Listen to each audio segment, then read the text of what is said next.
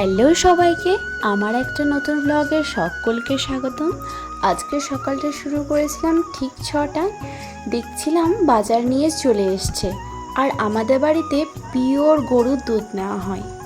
আর সকালটা খুবই মেঘলা ছিল, এর মধ্যেই আমি খেয়েছি একটা অস্বাস্থ্যকর খাবার বলতেই পারো, দুধ চা আর লুচি। যাই হোক, অনেকজনই হয়তো বলবে এটা খারাপ, আমিও জানি এটা খারাপ, তবুও খেয়েছি। বাট মন চাই, কি করব।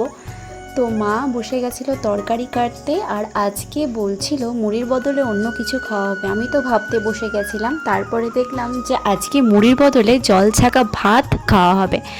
তো মা এরপর রান্না চাপিয়ে দিয়েছিল, আর হচ্ছিল আমার প্রিয় চিংড়ি মাছ।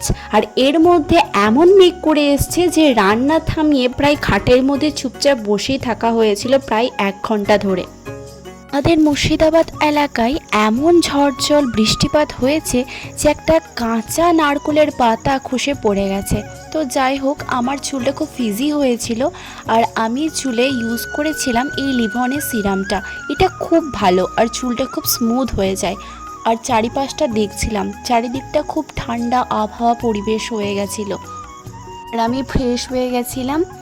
আর মা আজকে আমার ঠাকুর পুজো করে দিয়েছে, তো আজকে ঠাকুর পুজো আমি আর করিনি।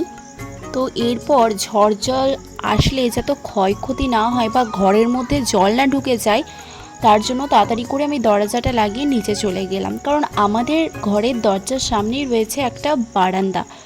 তো যাই হোক, আমি নিচে চলে গেছিলাম খেতে।